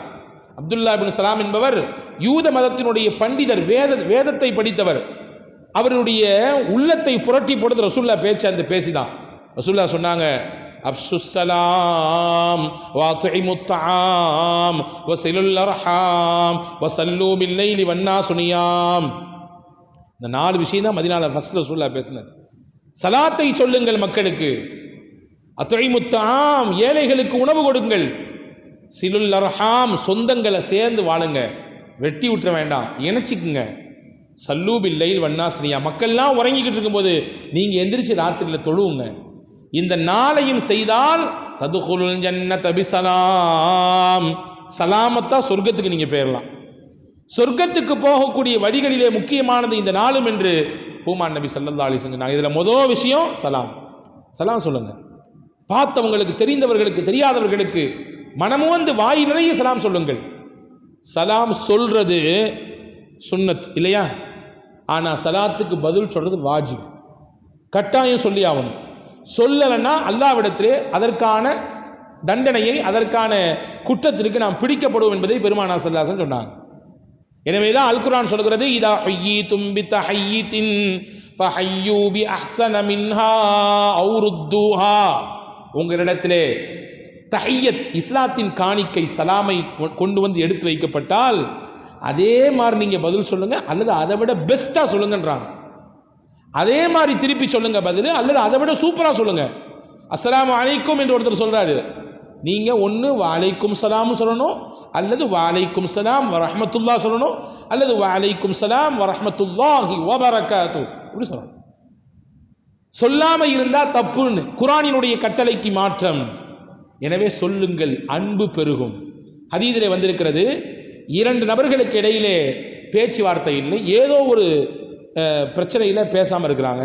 ரசூலுல்லாஹ் சொன்னாங்க, இந்த ரெண்டு பேரில் யார் சலாமை கொண்டு முதல்ல துவங்குறாரோ அவர் குற்றத்திலிருந்து வெளியேறார். நாங்கள் ரசூலுல்லாஹ் சலாம் சொல்லிடுறாரு. ஏதோ ஒரு பிரச்சனை, பேச்சுவார்த்தை இல்லை, அல்லது ஏதோ ஒரு பேசிட்டாங்க, மனக்கசப்பு. இப்போ ரெண்டு பேருமே முகத்தை திருப்பிக்கிட்டு போறாங்க, அதில் யார் முந்திக்கிட்டு சலாம் அலைக்கும், ஏதோ நடந்து போச்சு மன்னிச்சிடுங்க அப்படின்னு சொல்லிட்டாருன்னா ரசூலுல்லாஹ் சொன்னாங்க, இவர் தன்னுடைய குற்றத்திலிருந்து வெளியாகி விடுவார். அவர் பதில் சொல்றாரு, சொல்லாமல் போறாரு, அது அடுத்த கட்டம். ஆனால் இவர் தன்னுடைய குற்றத்திலிருந்து வெளியேறிவிட்டார் என்று பெருமானார் ஸல்லல்லாஹு அலைஹி வஸல்லம். எனவே அன்பர்களே, அன்பை மக்களிடத்திலே கூட்டுவதற்கு இரண்டாவது வழி சலாத்தை சொல்லுங்கள் என்று மார்க்கம் சொல்லுகிறது. மூன்றாவது வழி என்ன தெரியுமா? தனக்கு விரும்பியதையே தன் தோழர்களுக்கும் விரும்புவது. தனக்கு என்னத்தை நினைக்கிறோமோ அதே விஷயத்தை தன்னுடைய சகோதரனுக்கும் கிடைக்க வேண்டும் என்று நினைப்பது. ஆனால் இன்னைக்கு நமக்கு எப்படி இருக்குது? தனக்கு கிடைக்காட்டியும் பரவாயில்ல, ஆனால் பக்கத்து வீட்டுக்காரருக்கு எய்த்து வீட்டுக்காரருக்கு கிடைக்கக்கூடாது. வேடிக்கையாக அரபு கதைகளிலே ஒரு செய்தி உண்டு. இரவிலே ஒருவர் தூங்க சென்றாராம். தூங்கு நேரத்தில் ஒரு கதை தான் இது, இதுக்கு எங்கே ஆதாரம் இருக்கக்கூடாது, கதை. தூக்கத்தின் இடையிலேயே அவருக்கு ஒரு கனவு, உனக்கு என்ன வேணும், நீ என்ன கேட்டாலும் கிடைக்கும் அப்படின்னு ஒரு கனவு. இறைபுறத்திலிருந்து உதிக்கப்பட்ட ஒரு கனவு. என்ன வேணுமோ கேளுங்க கிடைக்கும், ஆனால் ஒரே ஒரு கண்டிஷன், உனக்கு என்ன கேட்டாலும் கொடுப்பேன், ஆனால் உன்னே மாதிரி ஒரு மடங்கு எக்ஸ்ட்ரா உன் பக்கத்தில் இருக்க ஆளு கொடுப்பேன். உங்கள் பக்கத்து வீட்டுக்காரருக்கு உனக்கு கொடுத்த மாதிரி ஒரு மடங்கு அதிகமாக கொடுப்பேன். உனக்கு ஒரு கார்னா அவருக்கு 2 காரு, உனக்கு ஒரு வீடுனா அவருக்கு 2 வீடு, உனக்கு 1 லட்சம் ரிங்கிட்னா அவருக்கு 2 லட்சம். இப்படி ஒரு கனவு. இவர் யோசிச்சாரு, இந்த சொல்கிறேன் அப்படி யோசிச்சுட்டே இருக்காரு. நேரம் போய்கிட்டே இருக்குப்பா, சீக்கிரம் சொல்லு. உடனே அவர் சொன்னானே, இறைவா எனக்கு இந்த ஒரு கண்ணை எடுத்துருந்தாராம். இந்த ஒரு கண்ணை எடுத்துருந்தாராம். என்னையா கேட்க சொன்னால் எடுக்க சொல்கிறேன், நான் என்ன வேணுமோன்னு கேட்கலாம் சொன்னேன். இல்லை எனக்கு என்ன கிடைச்சாலும் அதை மாதிரி 2 என் பக்கத்து வீட்டுக்கார கிடைக்குமில்ல, எனக்கு ஒரு கண்ணு போயிடுச்சா 2 போகும்ல, பரவாயில்ல. எனக்கு 1 போனாலும் பரவாயில்ல, என் பக்கத்து வீட்டுக்காரர் 2 போயிடணும். இன்னைக்கு மனிதர்களின் நிறைய நபர்களின் சிந்தனை இதுதான். ஆனால் குர்ஆன் சொல்லுகிறது, திருநபி ஸல்லல்லாஹு அலைஹி வஸல்லம் சொல்கிறார்கள், அன்பை பெருகுவதற்குரிய வழிகளில் பிரதானமானது தனக்கு விரும்பியதை தன் தோழர்களுக்கு விரும்புவது. மக்காவிலிருந்து மதீனாவுக்கு போனார்கள் சஹாபாக்கள், முஹாஜிரீன்கள். ஆகா ரசூலுல்லாஹி ஸல்லல்லாஹு அலைஹி வஸல்லம் பைனல் முஹாஜிரி வல் அன்சார், முஹாஜிர்களுக்கும் அன்சாரிகளுக்கும் இடையிலே பெருமானார் ஸல்லல்லாஹு அலைஹி வஸல்லம் உஹ்வத்துல் இஸ்லாம், இஸ்லாமிய சகோதரத்துவத்தை ஏற்படுத்தினாங்க. கூட பிறந்தவங்க இல்லை, மக்காலேருந்து வந்தவங்க, மதீனாக்காரங்க, 2 பேர்த்தையும் நீங்கள் இஸ்லாம் என்ற ஒன்றின் மூலமாக இணைஞ்சிட்டீங்க, சகோதரர்களாக ஆகிட்டீங்க. உடனே அந்த சஹாபாக்கள் அப்படியே தனக்கு விரும்பியதை அப்படியே கொடுத்தாங்க. ஹதீஸில் வந்துகிறது, அப்துர் ரஹ்மான் நௌஃப் ரலியல்லாஹு அன்ஹு, அதே போன்று சஅத் இப்னு ரபீஅ ரலியல்லாஹு அன்ஹு, 2 பேருக்கு தான் ரசூலுல்லாஹ் உஹ்வத் சகோதரர்களாக ஆக்கினாங்க. இந்த சஅத் இப்னு ரபீஅ என்றவங்க வந்து மதீனாக்காரங்க, அப்துர் ரஹ்மான் நௌஃப் ரலியல்லாஹு அன்ஹு மக்காக்காரங்க. இந்த சஅத் இப்னு ரபீஅ ரலியல்லாஹு சொன்னாங்க, அன்பு தோழரே, இனிமே இன்னையிலிருந்து நீ எனக்கு சகோதரன். எனவே எனக்கு நிறைய தோட்டங்கள்லாம் இருக்குது, நீங்கள் எந்த தோட்டத்தை கை காட்டி சொல்கிறீங்களோ அதை அப்படியே உங்களுக்கு நான் கொடுத்துட்றேன். அதிலிருந்து இம்மி அளவு கூட எனக்கு லாபம் வேண்டாம், அதில் கிடைக்கிற மொத்த லாபமும் உங்களுக்கு வைத்துக் கொள்ளுங்கள். அதே மாதிரி எனக்கு நீங்கள் வந்து குடும்பம் குட்டி எல்லாத்தையும் விட்டு வந்தீங்க, இங்கே நீங்கள் தன்னந்தனியாக நினைக்க வேண்டாம், நான் உங்களுக்கு நிக்கா செய்து வைக்கிறேன். சொல்ல போனால் எனக்கு 2-3 மனைவிகள் இருக்கிறார்கள். நீங்கள் யாரை கைகாட்டி விரும்புகிறீர்களோ அந்த பெண்ணுக்கு நான் விவாகரத்து கொடுத்து அதே பெண்ணை உங்களுக்கு நான் நிக்காஹ் செஞ்சு வைக்கிறேன். உச்சகட்டமான நேசம் இது, சகோதரத்துவம். சும்மா கிடைக்குதுங்க, சும்மா கிடைக்குது. மனித மனம் எப்படி இயங்கும்? கிடைச்ச வரை லாபம் அப்படின்னு தான் மனுஷன் நினைப்பான் இல்லையா? அப்துர் ரஹ்மான் இப்னு அவுஃப் ரலியல்லாஹுவின் பெருந்தன்மையை பாருங்கள். அதில் சஅத் இப்னு ரபீ ரலியல்லாஹுவுடைய உயர்ந்த அந்த சிந்தனையை பாருங்கள். தனக்கு எடுத்து அப்படியே கொடுக்குறாரு. அப்துர் ரஹ்மான் இப்னு அவுஃப் ரலியல்லாஹு பெருந்தன்மையோடு சொன்னார்கள், பாரக்கல்லாஹ், அல்லாஹ் உங்களுக்கு பரக்கத் செய்வானாக. இதில் எதுவுமே எனக்கு வேண்டாம் தோழரே, உங்கள் எண்ணத்துக்கு அல்லாஹ் பரக்கத் செய்வான். விசாலமான எண்ணம், சாதாரண எண்ணம் இல்லை. எனக்கு நீங்கள் செய்யக்கூடிய ஒரே ஒரு நற்காரியம், வியாபார தளம் எங்கே இருக்கிறது காட்டுங்கள், பஜாரை காட்டுங்கள், நான் என் சொந்த காலில் நின்று உழைத்து முன்னேறுவேன் சொன்னாங்க. வேண்டாம் நாங்கள் பெருந்தன்மையாக சொன்னாங்க, விட்டுட்டாங்க. வற்புறுத்தலை சஅத் இப்னு ரபீ ரலியல்லாஹு காட்டி கொடுத்தாங்க. ஹதீஸில் வருகிறது, மதீனாவிலே குறுகிய காலத்தில் மிகப்பெரிய செல்வந்தராக அதில் சையதுனா அப்துர் ரஹ்மான் இப்னு அவுஃப் ரலியல்லாஹு மாறினாங்க. அதுக்கு முக்கியமான காரணம் அவர்களிடத்தில் இருந்த பெருந்தன்மை. கிடைக்குதேன்னு சொல்லி எடுத்துக்கலான்னு நினைக்கல, அப்படி எடுத்தாலும் தப்பு இல்லை, நானா உழைப்பேன், நானா முன்னேறுவேன். அப்துர் ரஹ்மான் அவுஃப் ரலியல்லாஹுடைய வியாபாரத்தின் ரகசியத்தை சொல்லவா? வியாபாரத்தின் ரகசியத்தை அப்துர் ரஹ்மான் அவுஃப் ரலியல்லாஹு சொன்னார்கள், என்ன வியாபாரம் செய்தாலும் அல்லாஹ் எனக்கு பெரிய லாபத்தை கொடுக்கிறான், பெரிய லாபத்தை கொடுக்கிறான். மண்ணை தொட்டு நான் வியாபாரம் செய்தாலும் அல்லாஹ் எனக்கு பொன்னாக மாற்றி தருகிறான். அப்துர் ரஹ்மான் அவுஃப் ரலியல்லாஹுடைய வியாபாரத்தின் துவக்கம் என்ன தெரியுமா? வெறும் பாலாடை கட்டி அதை தான் வியாபாரம் செஞ்சாங்க. ஃபஸ்ட்டு இந்த பாலாடை கட்டியை வைத்து தான் அவர்களுடைய தொழிலை துவங்குகிறார்கள். அல்லாஹ் வியாபாரத்தில் ஓஹோ என்று செழிப்பை கொடுத்தான், உச்சகட்டமான பொருளாதார வளத்தை கொடுத்தான். அவங்கள்ட்ட கேட்டாங்க, எப்படி நீங்கள் இவ்வளோ பெரிய நிலைக்கு உங்களை வியாபாரத்தை உயர்த்திக்கிட்டீங்கன்னு கேட்கும் பொழுது அதற்கு அப்துர் ரஹ்மான் அவுஃப் ரலியல்லாஹு சொன்ன ரகசியம், தருவது அல்லாஹ். எனவே எனக்கு செய்யக்கூடிய வியாபாரத்தில் குறைந்த லாபம் எனக்கு போதும், குறைந்த லாபம் போதுமானது, அதை வைத்து நான் வியாபாரம் செய்வேன். நம்பிக்கை உண்டு, அல்லாஹ் இதிலே பரக்கத் செய்வான். எனக்கு கிடைச்சது கம்மியான லாபம் தான், கம்மியான மார்ஜின் தான், இருந்தாலும் பரவாயில்லை, இதில் அல்லாஹ் பரக்கத் செய்வான் என்ற நம்பிக்கையோடு நான் செய்கிறேன். அல்லாஹ் உள்ளபடியே பரக்கத் செய்கிறான். அன்பு சகோதரர்களே, அப்போ தனக்கு விரும்பியதை தன் சகோதரர்களுக்கு விரும்புவது இது அன்பை கூட்டக்கூடிய முக்கியமான வழி. நாலாவது, எல்லாரின் மீதும் நல்லெண்ணம் கொள்வது, நல்ல அபிப்பிராயம் கொள்வது, அது அன்பை கூட்டித்தரும். நான் உங்களுக்கு முன்னாடி சில பயான்களில் சொல்லியிருக்கிறேன். சைக்காலஜி என்ன தெரியுமா? நாம் எப்படி பிறரை பார்க்குறோமோ அப்படி தான் நம்மளையும் பிறர் பார்ப்பார்கள். நல்ல எண்ணத்தோடு பார்த்தால் அவர்களும் நம்மை நல்ல எண்ணத்தோடு பார்ப்பார்கள். குறுகுறுப்போடு பார்த்தால் அவர்களின் உள்ளத்திலும் நம்மை பற்றி குறுகுறுப்பு எண்ணம் இருக்கும். ஒரு கதை சொல்கிறேன் கேளுங்கள். ஒரு ஊரில் ஒரு அரசர் இருந்தார். அந்த அரசர் அப்படியே சுற்றி சுற்றி வருவார். ஒரு மாதத்துக்கு ஒருக்க அப்படி ஊர் முழுக்க அப்படி மக்களுடைய நிலை எப்படி இருக்குன்னு பார்ப்பார். அப்படி பார்த்துக்கிட்டே வரும்பொழுது எல்லாத்தையும் சந்தோஷமாக பார்த்தாரு. ஊருடைய எல்லையில் சந்தன மரக்கட்டைகளை வைத்து வியாபாரம் செய்த ஒரு வியாபாரியை மட்டும் அப்படி ஒரு விதமான அவரை சாப்பிட்ற மாதிரி ஒரு வெறுப்பு பார்வை. யாருக்கு? அரசருக்கு. இது 2-3 தடவை கவனிச்சிட்டாரு மந்திரி. ஏன் இந்த ஆளை மட்டும் ரொம்ப ரொம்ப வெறுப்போடு பார்க்கிற அரசர்? அரசரை கொண்டு அரசவையில் விட்டுட்டு ஒரு 2-3 நாள் கழித்து அந்த சந்தனக்கட்டை வியாபாரி இடத்திலே வந்தார் மந்திரி. வந்தவர் கேட்டார், என்னப்பா எப்படிப்பா வியாபாரம் போகுது, நல்லா இருக்குதா? எங்கே போகுது? யார் ஊரில் சந்தனக்கட்டையெல்லாம் வாங்கி பயன்படுத்த போகிறா? யானே முதல்ல போட்டு முடக்கி வச்சு என்னடா எப்பட்றா இதை கழிச்சு விடுறது அப்படின்னு பார்த்துட்ருக்கிறேன். பெரிய கஷ்டத்தில் இருக்கேன். இருந்தாலும் எனக்கு ஒரு நம்பிக்கை இருக்குது, என்னைக்காவது ஒரு நாள் இந்த அரசன் சாவதான் போகிறாரு, இறந்து தான் போவான் மனுஷன். அவர் இறந்தார்னா அவரை எரிக்கிறதுக்கு என் கடையில் தான் சந்தனக்கட்டை வாங்குவாங்க. மொத்தத்தையும் விற்றுட்டு ஒரேடியாக செட்டில்ட் ஆகிரும் நினச்சிட்ருக்கிறேன்.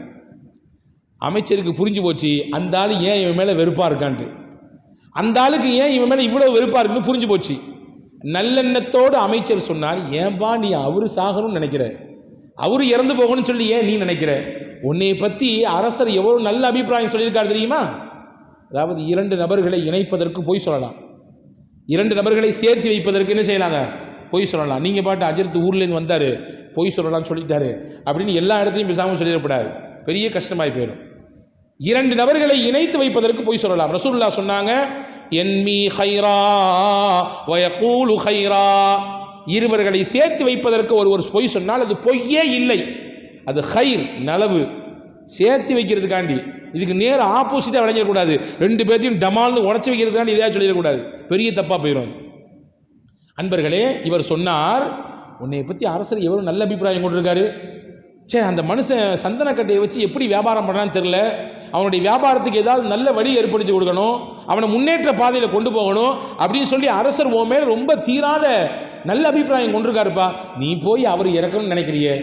அப்போ அந்த மனுஷன் சொன்னானா, சார் ஏன் தப்பாக நினச்சிட்டேன், ஐயோ நான் என்னோட எண்ணத்தை மாற்றிக்கிறேன் அப்படின்னு சொல்லி அந்த வியாபாரி சொன்னாராம். அடுத்த மாதம் ரவுண்ட்ஸில் வரும்பொழுது அரசர் எல்லாத்தையும் பார்த்தார், இந்த சந்தனக்கட்டை வியாபாரியையும் பார்த்தார்.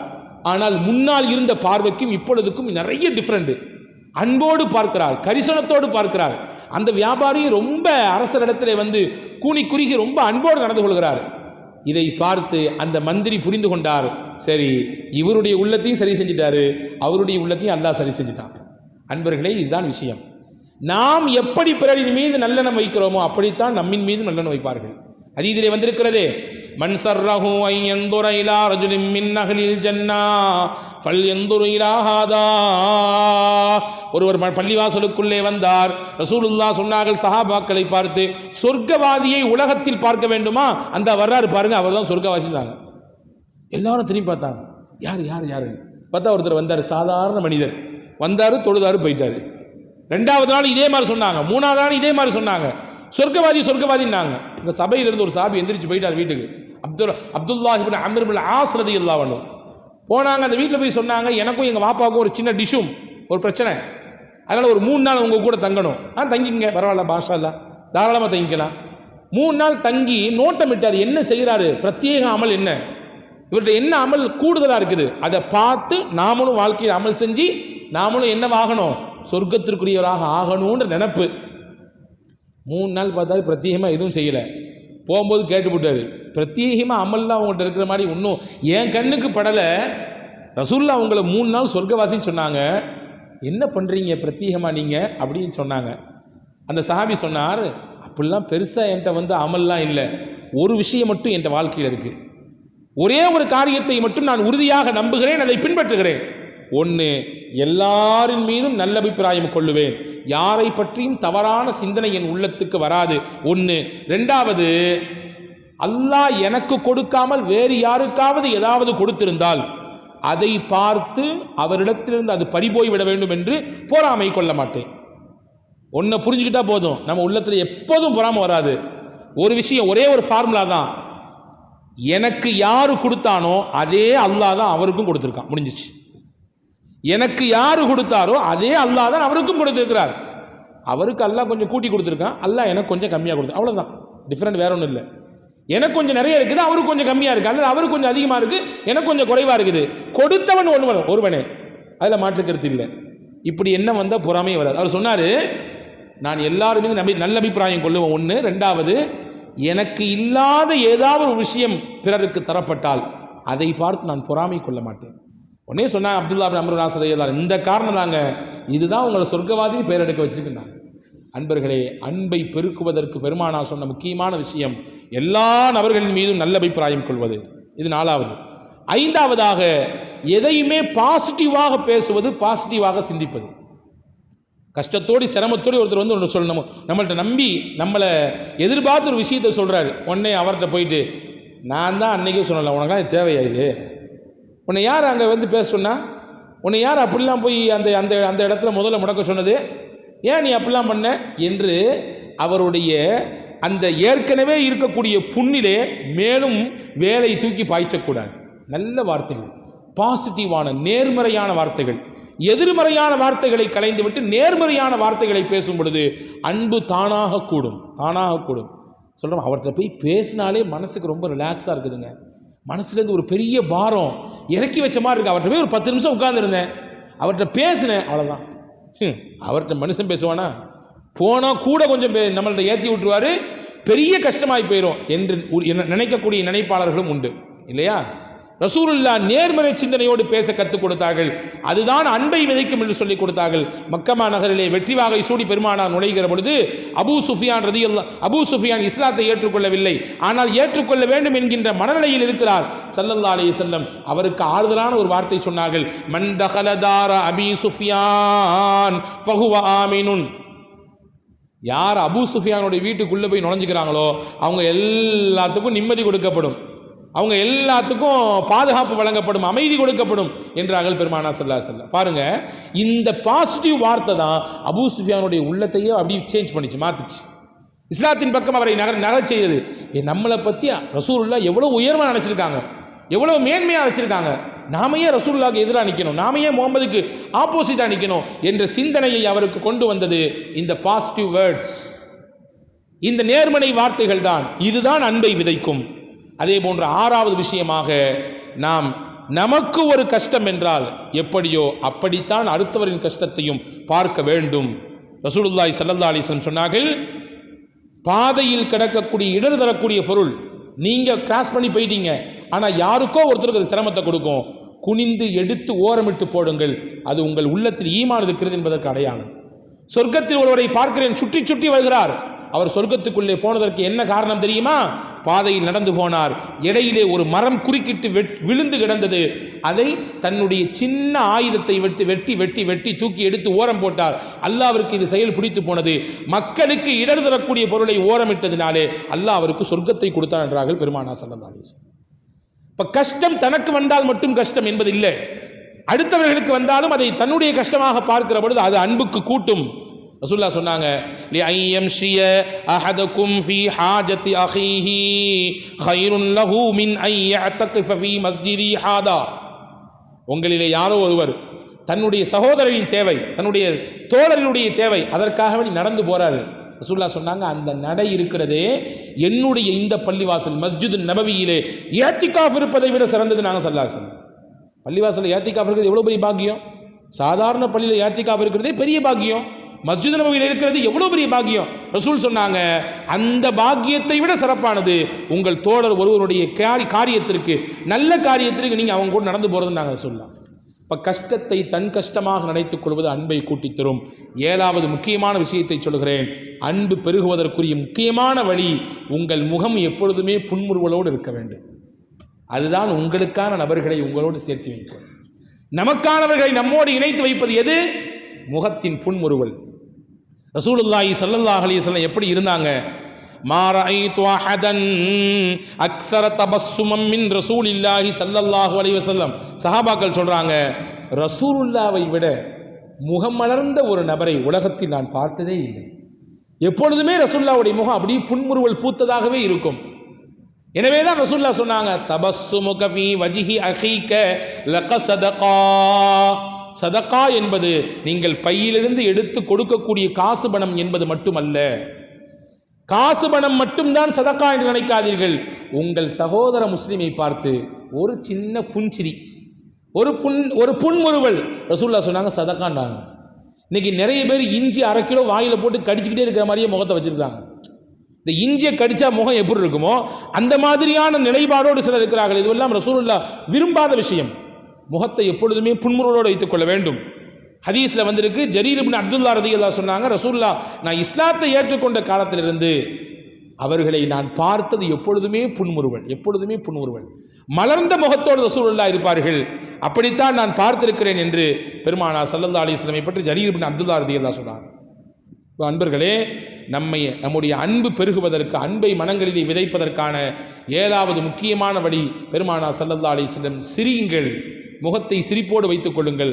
குர்ஆன் சொல்கிறது, ஃபல்யல்ஹகு கலீலம் வல்யபுகு கஸீரா. குறைவாக சிரிக்கட்டும், அதிகமாக அழட்டும். இதுதான் இதனுடைய அர்த்தம்.